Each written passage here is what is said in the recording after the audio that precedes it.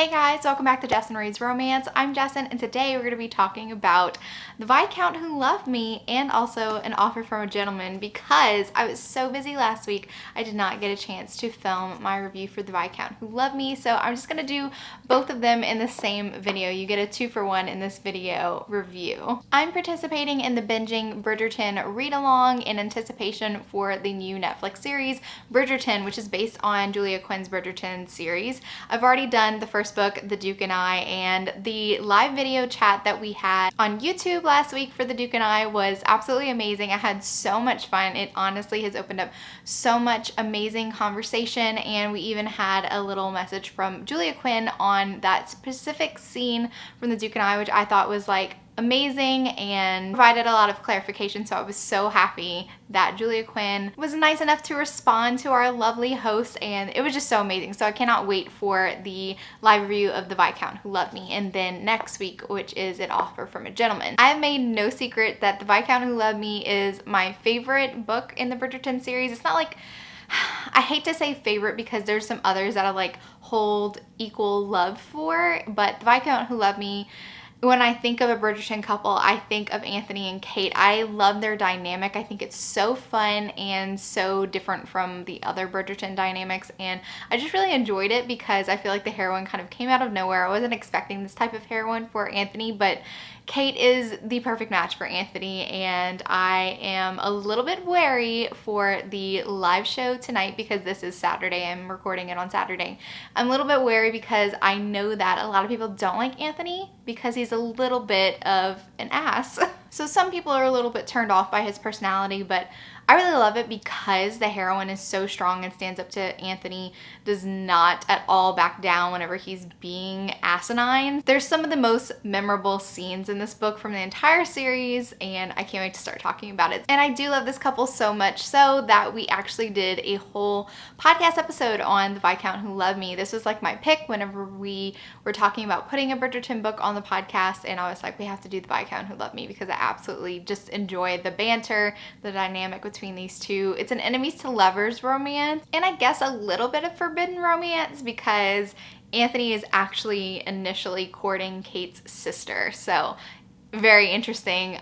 We need to start talking about this book. Now, I will be discussing scenes from the entire book, so if you've not read this book, then it might be a little bit spoilery for you, so proceed with caution. In The Duke and I, we get a little bit of Anthony there. We get a little bit of his personality, and we see that he's kind of a protective older brother, but in the beginning of The Viscount Who Loved Me, we really get a look into what makes Anthony tick and why he is the way he is. His father, Edmund, and his mother, Violet, were very young and in love, and they married young and started having kids right away, and they ended up by having 8 kids all together. But Anthony is the oldest, and so he knew his father the longest before his father passed away, and he liked to think that he had like a very special bond with his dad. When Anthony was 18 years old, his father suddenly passed away from a developed allergy to a bee sting, which in those days it seems so like impossible. It seems like such this freak of nature because Edmund had gotten stung by bees before. Anthony had witnessed his father getting stung by bees because they like to hang out in their country estate, Aubrey Hall, a lot.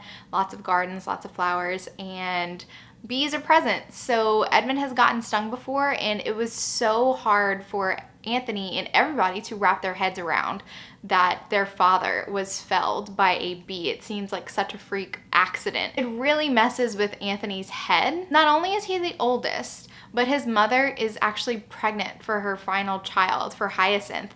She is very large and pregnant, and her husband just died. Anthony is 18 years old, and now he has to take up the mantle of Viscount, a position that his father has occupied for his entire life. Anthony just could not imagine, inheriting and filling the shoes of his father, who was such a larger-than-life figure to him. And I think that that's one of the great things about Julia Quinn and what she establishes with the Bridgertons is that they are an extremely loving family. They had an amazing home life, and Violet and Edmund were very involved with their children and gave them pretty much the most normal upbringing you could imagine for members of the aristocracy. They weren't like delegated off to like nannies. So now Anthony has so much responsibility. As an 18-year-old, he has to be strong for his mother, who just lost the love of her life, and he doesn't want her to be stressed out because she is pregnant. His younger siblings are very young, so Anthony kind of becomes the father figure in their life. They really don't have a memory of Edmund. Eloise and Francesca, Gregory, and then Hyacinth wasn't even born.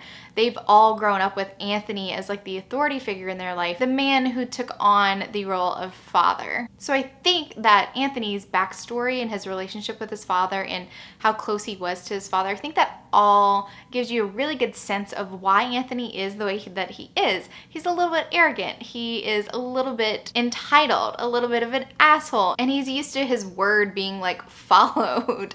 He is commanding. He's an authority figure, and he's been like this for years, almost half of his life. But what is most interesting is Anthony's internal conflict. And this internal conflict is so unique and so interesting. I'm so glad that Julia Quinn put it in here because I honestly have not read anything quite like this. Anthony was so close with his father. Anthony believes that he will not live past the age that his father was whenever he dies. This kind of does two things.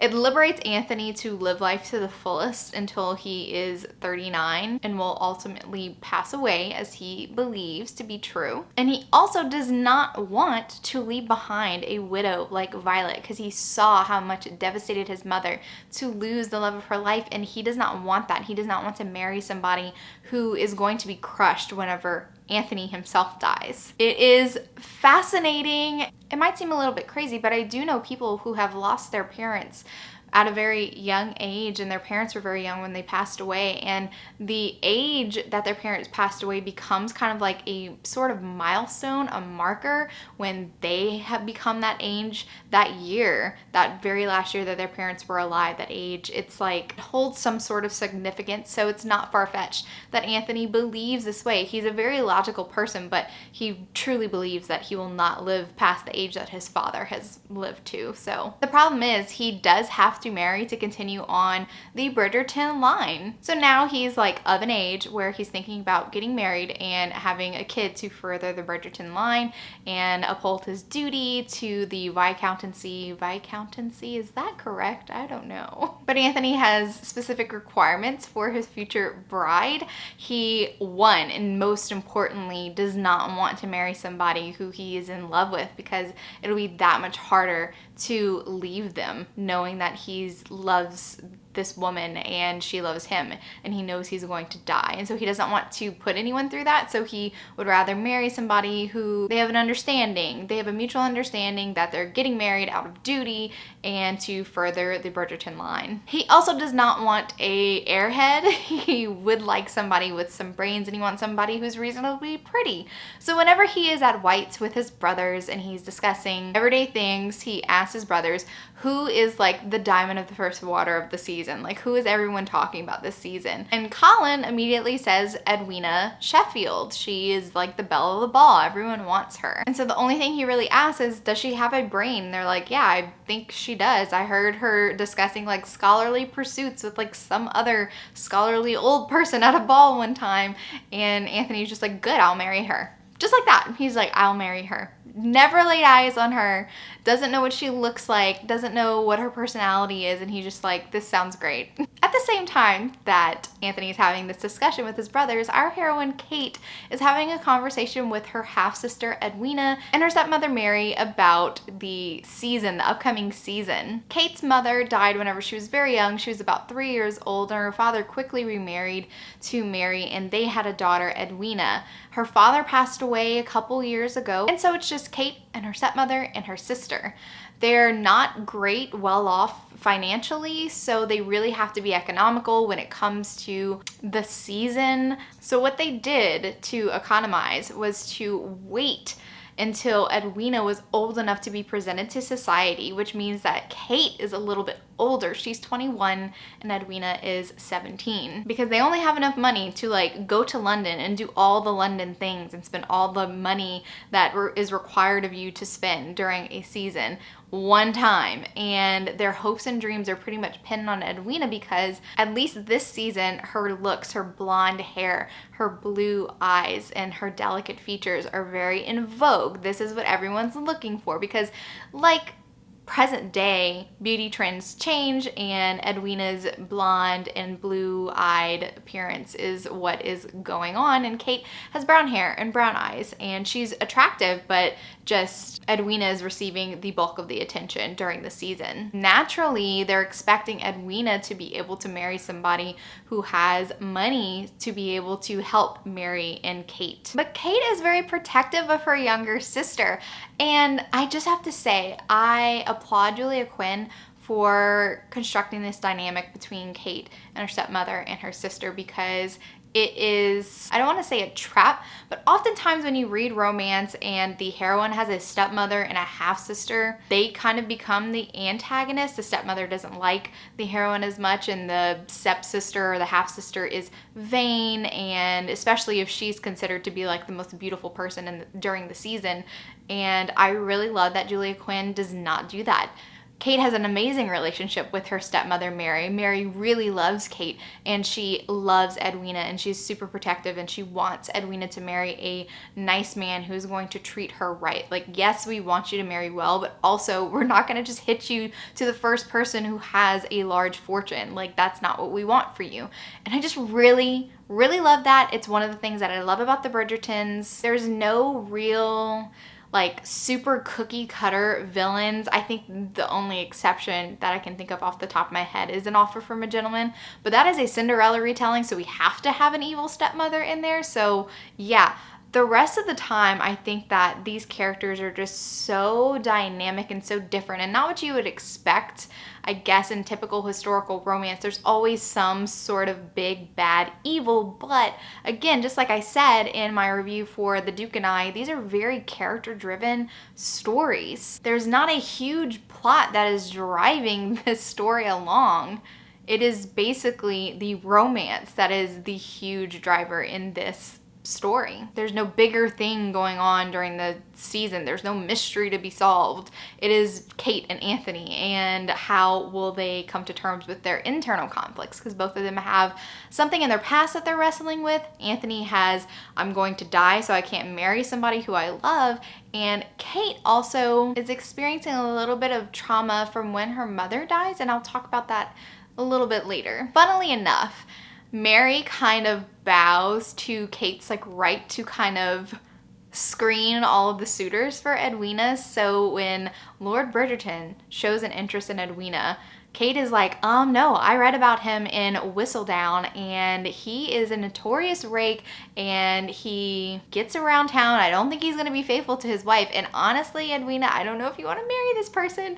So the first meeting between Kate and Anthony is phenomenal. It's the best. I absolutely loved it. I was smiling ear to ear as I reread this book, and I've read this book so many times, and it still makes me smile because it is just that darn good. First off, Kate is introduced to Colin, and she basically says like, no, I don't think my sister would suit your brother at all. And Colin, knowing that Kate already does not like Anthony and does not think that they will be a good match, basically tricks Anthony, saying like, oh yeah, she couldn't say enough about you. You should definitely go introduce yourself to Kate, because everyone knows that to get to Edwina, you have to first pass inspection from Kate. And so Anthony's like, yeah, I'll go do that.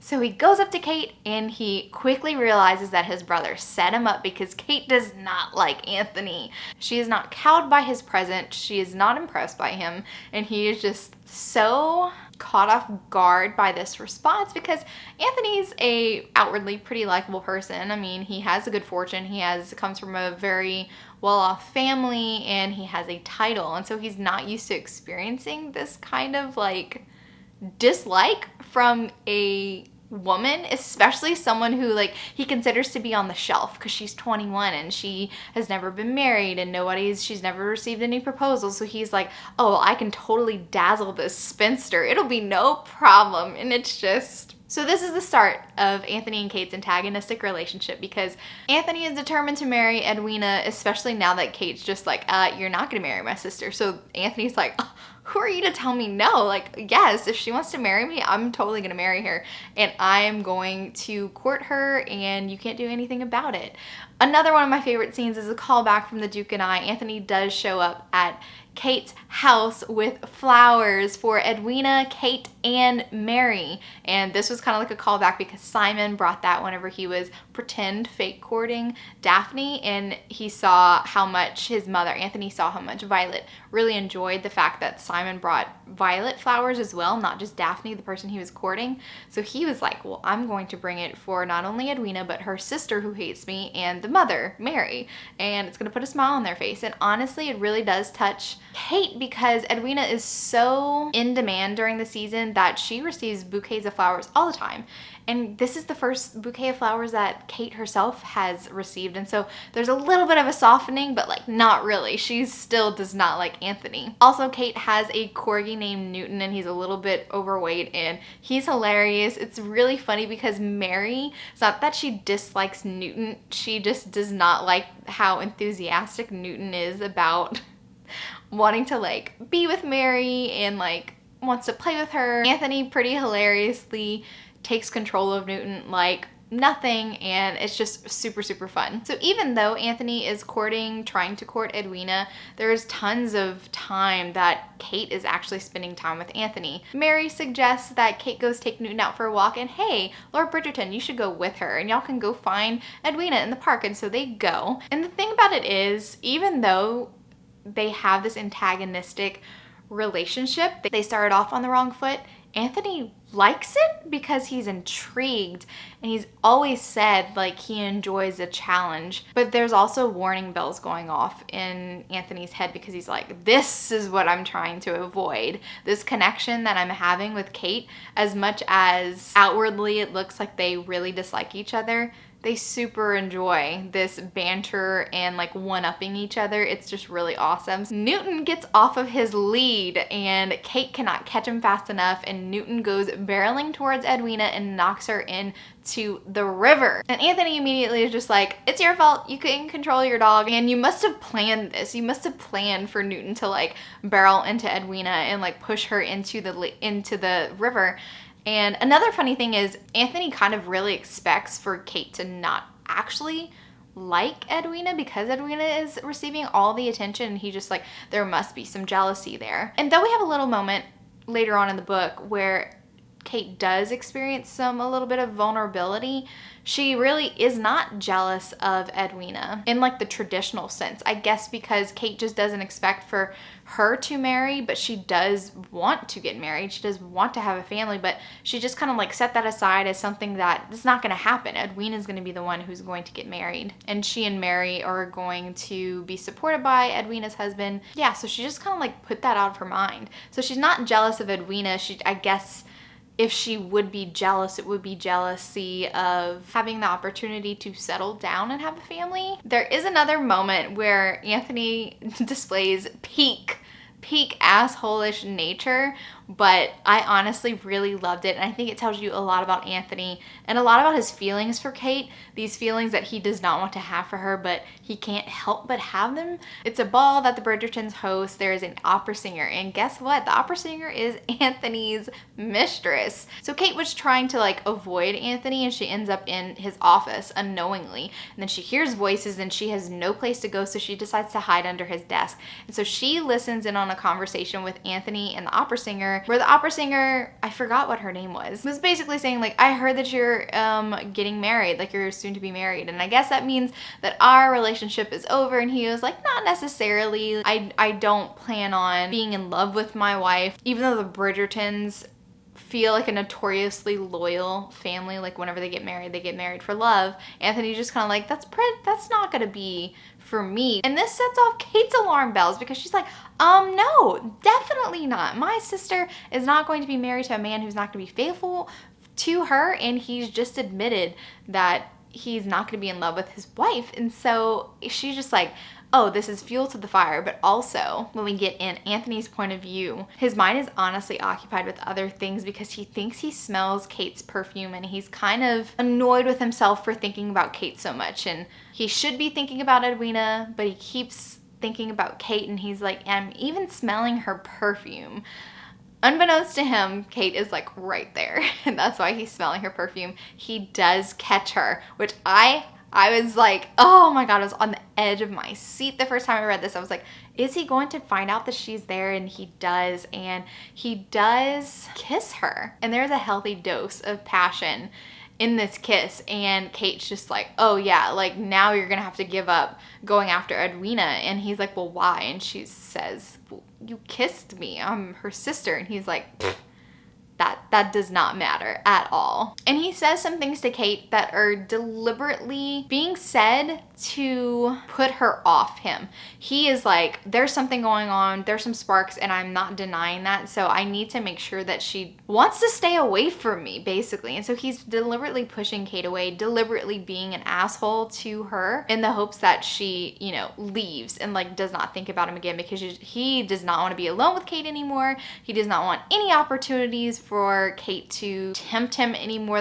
than he's already been tempted by her. Unfortunately for him, there's a scene at Aubrey Hall. The Bridgertons are hosting a weekend like gathering at their country estate. There's a lot of subtlety in the way that both of their mothers, Mary and also Violet, feel like they're matchmaking Anthony and Kate. Violet even says at one point, like, I don't know which Sheffield girl Anthony is interested in, because everyone can see that there's an undercurrent besides just like animosity between Anthony and Kate, and I just really enjoyed it. So we do have a scene that's very important, and it ties back into Anthony's internal conflict. They end up in the garden together, and there's some apologies, and they're having a really quiet, soft moment, and Kate's kind of resigned, being like, you know what, Edwina could do worse, and I do have some sort of feelings for Anthony, so is it my feelings that are getting in the way of a possibly happy match? But if Edwina is into Anthony, then who am I to stand between them? And as Kate is giving Anthony permission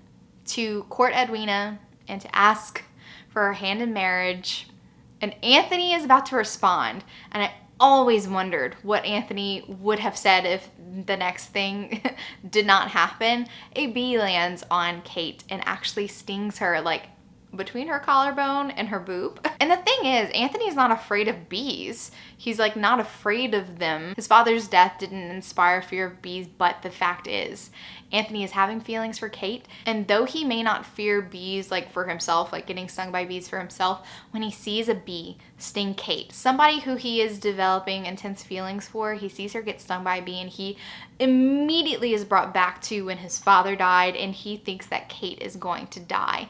And it is funny but also tragic at the same time, because you see how much his father's death has affected him. And it's the fear of losing somebody else that he cares about that really makes Anthony act in this way. He is like freaking out. He pulls out the stinger, but he also says he needs to suck out the venom. So of course he has his mouth very close to the boobage region. And what do you know? Some people happen to walk up right as this is happening. One of them, a notorious gossip. Lady Featherington does not know how to keep her mouth shut. And I wanted to just like clothesline her during the scene, and Violet definitely like takes it all in hand, and Anthony like stands up to Lady Featherington, but he is resigned now. He's just like, yes, I will marry Kate. Like, but he also has like this intense feeling of relief now that he doesn't have a choice in not marrying Kate anymore. It's like the decision is out of his hands. This is something that he actually wants Kate. He knows that he has the potential to develop extremely deep in love feelings with Kate, and that's why he was fighting against her so hard and why he was choosing Edwina over Kate. But now it's just like, what can I do? Her reputation is going to be in tatters. I'm gonna have to marry her anyway. Oh well.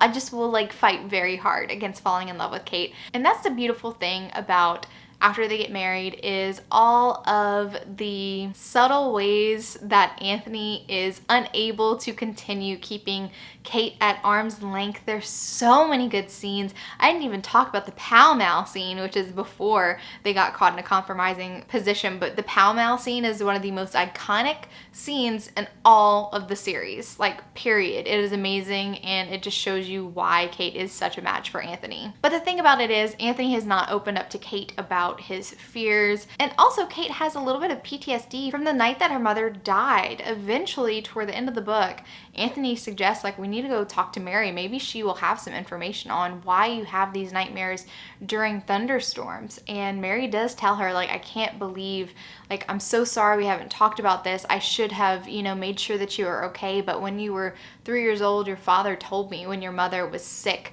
and dying that it was a huge stormy night, like trees were falling down, and Kate, as a very young child, basically saw her mother take her last breath, and it was traumatizing for her, and so she had this fear of thunderstorms. And Anthony has this fear of dying, and they talk about it, and that's like the second half of the book, like them getting past their internal conflicts and choosing to move forward with their future, admitting that they're in love with each other, and they're just my favorite couple because they have some of the most iconic scenes together. I just absolutely love them, and this video is going to be so long because I realized that I rambled a ton about this book.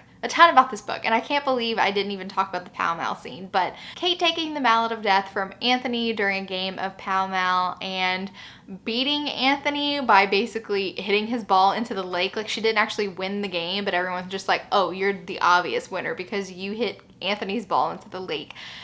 Oh God, it was just the perfect setup for their relationship, and I absolutely love this book. It's my favorite. I love them. And now for an offer from a gentleman. This is the Cinderella retelling, and it's probably one of my favorite Cinderella retellings. I really enjoyed this. Benedict is the artistic Bridgerton. He paints, and I really enjoy Benedict as a character, and Sophie is so awesome. So Sophie is like our Cinderella heroine. She's the bastard daughter of an earl. And when her father remarried to a woman who has 2 daughters, and he suddenly dies, like, he expects the stepmother to take care of Sophie, but of course the fact that she was forced to like care for his bastard daughter like really rankled with her. And so as soon as the earl dies, Sophie basically becomes like this servant. I also really love the dynamic between the stepsisters because it reminds me of Ever After, one of my favorite Cinderella adaptations movie. It was just so perfect. So she has 2 stepsisters, Rosamond and Posy, and Rosamond is like this vain, very mean-spirited person who takes her cues from her mother. The way that her mother treats Sophie is the way that Rosamond treats Sophie. But Posy is so sweet and so nice, and she is just has like a pure heart. So one night the Bridgertons are throwing a masquerade ball, and Sophie wants to go, so she puts on a mask and she gets all dressed up in this old costume, and she is on the balcony because she really doesn't know how to dance. She meets this tall, dark, and handsome man, but of course he's pretty recognizable as a Bridgerton because the Bridgertons all have like the same color hair, and Benedict always laments that people approach her and be like, which one are you, number 2 or number 3? Because Benedict is the 2nd son and Colin's the 3rd son. And so they don't even bother to like learn the difference between Benedict and Colin. So Benedict shares this moment with Sophie, who continues to stay masked, and he like removes her glove very sensually. But of course, before Benedict could get this mystery woman's name, the clock strikes 12 and Sophie has got to leave. She has to beat her stepmother and her stepsisters back home so that they don't know what's going on. But the problem is Sophie did borrow Araminta's slippers because she had no other slippers, and she scuffed them, but Araminta 100% notices that her shoes look like they have been worn. She's one of those people that like obsessively make sure that the servants aren't stealing anything or like touching anything, and she's very materialistic and she keeps track of all her possessions. So she knows that Sophie has borrowed the slippers and probably was at the ball. So she ends up by kicking Sophie out. So Sophie is on her own. So a couple years pass by, and Benedict has never forgotten about this mystery woman, and there was actually a monogram on her glove, and so he was researching all the houses, the noble houses, trying to figure out who she was, and he has had no luck, of course, because Sophie is a bastard daughter of an earl, so she wasn't very well known within the circle. As luck would have it, Benedict does unknowingly stumble upon Sophie years later whenever he's at this party that he really doesn't even want to be at, and there's lots of like men that he normally doesn't associate with, and they act in ways that are just like terrible. And the host of the party is harassing Sophie, and she has cut off all her hair, like it's shoulder length. She definitely doesn't look like the same beauty at the ball. She looks like a servant, and that's what Benedict sees. But he saves Sophie from being assaulted by this prick who is also her employer, and he decides to fire Sophie after Benedict interferes. So Benedict's like, that's fine, you come with me, like don't worry about it, you're not staying here, like gather all your things. And she's like, I was already on my way out, like I knew that this was not a good place to be. So Benedict invites Sophie along with him, being like, look, I have a cottage and you're welcome to come stay there. Like I have 2 housekeepers, groundskeepers that stay on the property like all year long, and they take care of it for me. And so like you won't be alone with me, and it has to be better than this guy that you were, you know, employed by. And she's like, yes, let's go. And she is kind of disappointed that he doesn't recognize her, but she's like, I wouldn't recognize me either. And when he asks her information about herself, like she gives her like stock answer, she calls them. Of course, she gives her real name, Sophia Beckett. So the letters don't line up with the monogram that Benedict saw on the glove. But the really great thing about it is Julia Quinn subtly has these hints that like Benedict recognizes something in Sophie. He asks her a couple times, like, have we met before? And she's like, no, we haven't met before. Because she knows it's an impossibility for them to be together. She knows that she would never be able to marry the son of a Viscount. So she just is like, it's not even worth it. He'll never find out who I am, and he'll go on to marry somebody who's a part of his world. But the beautiful thing about it is, when they're at the cottage and Benedict falls ill and Sophie has to care for him, she learns a lot about Benedict,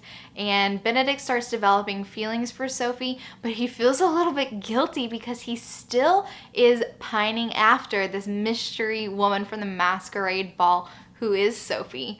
And so it's kind of funny, kind of heartbreaking that Benedict feels like he's betraying her, but he's not, because he has the same feelings for the same woman. He just has no idea that they're one and the same, and it creates for some very interesting drama. I just feel so badly for Sophie and the position that she was in, and I'm glad that Benedict happened along to save her, but she's also trying to be independent, also does not want to be like anyone's mistress. And so that's basically the conflict of this novel, and I do enjoy how it played out. And though this isn't one of like my top reads in the Bridgerton romance, it still is like one of the mid ones, because I just really enjoy a good Cinderella retelling, and I like the way that this one played out. And I really hope that they do this in the Netflix series. Like, I need a Cinderella retelling in the Bridgerton Netflix series, and I hope that they have Sophie paired with Benedict. And yeah, again, I said this in my Bridgerton reaction trailer, I don't want any of the couples to change. I want them to be the same people from the novel, and I want their storyline to basically fall along the same lines, because I think Julia Quinn did such a phenomenal job with creating these amazing love stories between the Bridgertons, and I don't want anyone to mess with that. All right, guys, we went through the 2nd and the 3rd books in the Bridgerton series, and next week I will be doing a review of the 4th one, Romancing Mr. Bridgerton. I'm really excited about this one, and oh my goodness, it seems like so close yet so far, and I'm so excited to see what the conversation is going to be like for that book as well in the live show. But I'm getting ahead of myself because the live show for The Viscount Who Loved Me currently has not gone on yet. That's later on tonight, and then An Offer from a Gentleman is next week. But I'm getting ahead of myself. We still have these books to go through with the live shows before we get to Romancing Mr. Bridgerton. The 4th book is like the favorite of a lot of people, and I'm very much looking forward to the live show tonight. And by the time that this video comes out, the live show for An Offer from a Gentleman will be happening that Saturday. If you like this video, give it a big thumbs up, and if you're not already subscribed to my channel, make sure that you subscribe to get notified of any future videos that I do. Thank you so much for watching, and remember, life's better with a little HEA. Bye, guys.